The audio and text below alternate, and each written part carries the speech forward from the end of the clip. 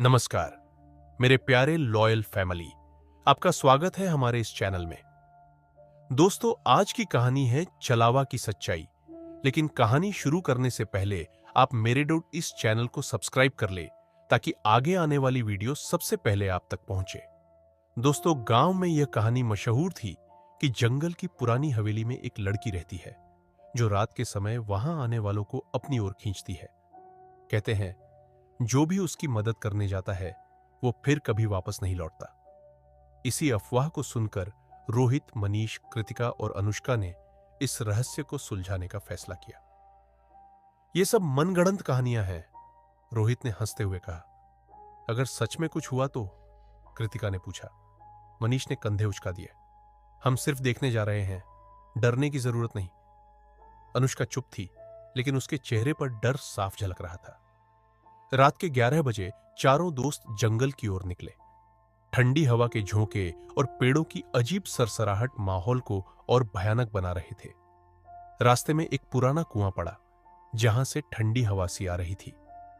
यहां रुकना ठीक नहीं है, अनुष्का ने कहा। लेकिन रोहित ने कुएं के पास जाकर झांका।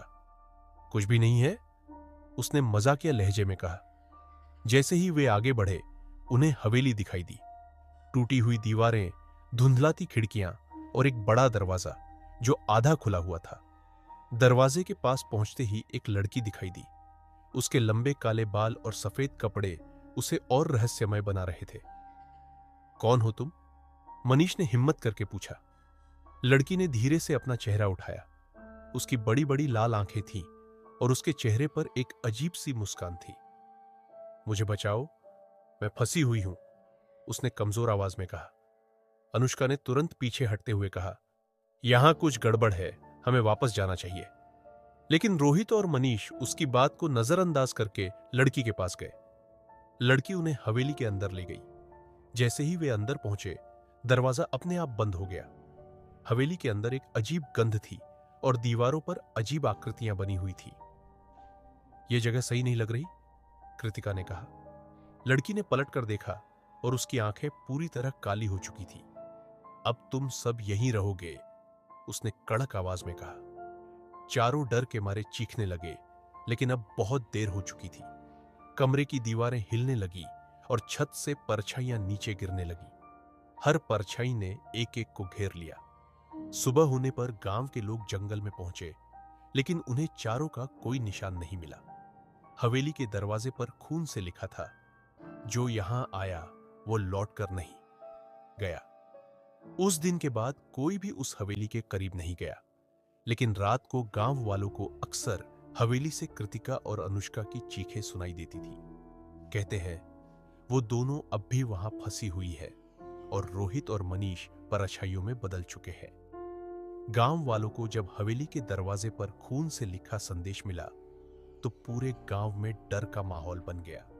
किसी ने भी उस दिन के बाद उस जगह का रुख नहीं किया। लेकिन हर रात हवेली से आ रही चीखें और कभी-कभी काले धुएं का उठना लोगों को यह यकीन दिला चुका था कि वहां कुछ बेहद बुरा हुआ है। इसी बीच गांव में एक नई शख्सियत का आगमन हुआ। ये थे रुद्र, जो अपनी रहस्यमयी शक्तियों और तंत्र मंत्र में महारत के लिए मशहूर थे। रुद्र ने गांव के बुजुर्ग मुखिया को भरोसा दिलाया कि वे इस रहस्य को सुलझा सकते हैं। यह सिर्फ एक भूतिया कहानी नहीं है, रुद्र ने कहा। यहां किसी आत्मा को बांधने का जाल बिछाया गया है।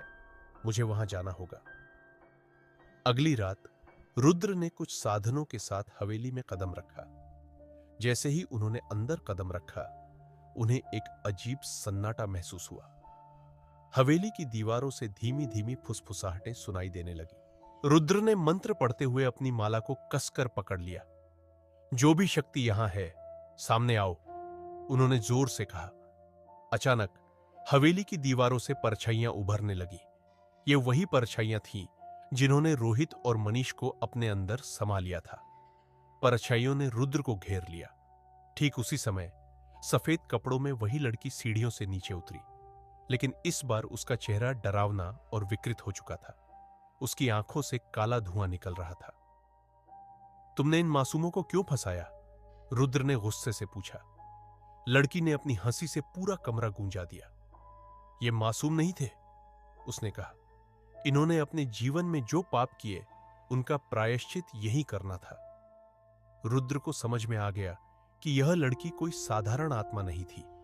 ये एक चलावा थी जो सिर्फ उन्हीं लोगों को अपने जाल में फंसाती थी जिनके कर्म खराब होते थे।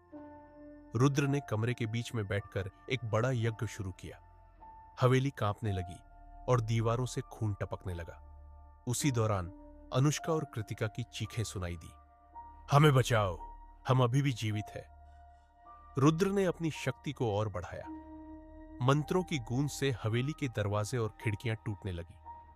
लड़की ने रुद्र को रोकने की कोशिश की, लेकिन उसके पैर जमीन में जड़ हो गए। तुम मेरी कैद से उन्हें नहीं छुड़ा सकते, उसने चिल्लाया। रुद्र ने आखिरी मंत्र पढ़ते हुए अपनी माला को हवा में फेंका। माला से तेज रोशनी निकली जिसने पूरी हवेली को घेर लिया। रोहित, मनीष, अनुष्का और कृतिका की आत्माएं परछाइयों से निकलकर सामने आ गई, लेकिन वे कमजोर और घायल दिख रहे थे। लड़की ने एक आखिरी कोशिश में रुद्र पर हमला किया, लेकिन रोहित और मनीष ने उसे रोक लिया। अब तुम और किसी को नहीं फंसा सकती, रुद्र ने कहा और माला को लड़की की ओर फेंक दिया। जैसे ही माला लड़की को छुई, वह चीखते हुए काले धुएं में बदल गई। हवेली की सारी दीवारें गिरने लगी और रुद्र ने चारों को बाहर निकाला। सुबह होते ही गांव वाले हवेली के मलबे के पास जमा हो गए। रुद्र ने चारों को उनके परिवारों के हवाले किया, लेकिन जाते जाते रुद्र ने चेतावनी दी, इस जगह का श्राप अभी पूरी तरह खत्म नहीं हुआ है। अगर कोई और पापी इस जंगल में कदम रखेगा तो चलावा फिर वापस आएगा। उस दिन के बाद गांव वालों ने हवेली के आसपास के इलाके को बंद कर दिया, लेकिन रात के समय वहां से आती रहस्यमयी फुसफुसाहटें अब भी लोगों को डराती है। दोस्तों, आज के लिए बस इतना ही। आप लोग को यह कहानी कैसी लगी कमेंट करके जरूर बताइएगा।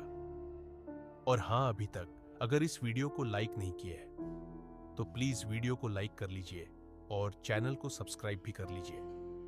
अब मिलते हैं किसी और डरावनी कहानी के साथ।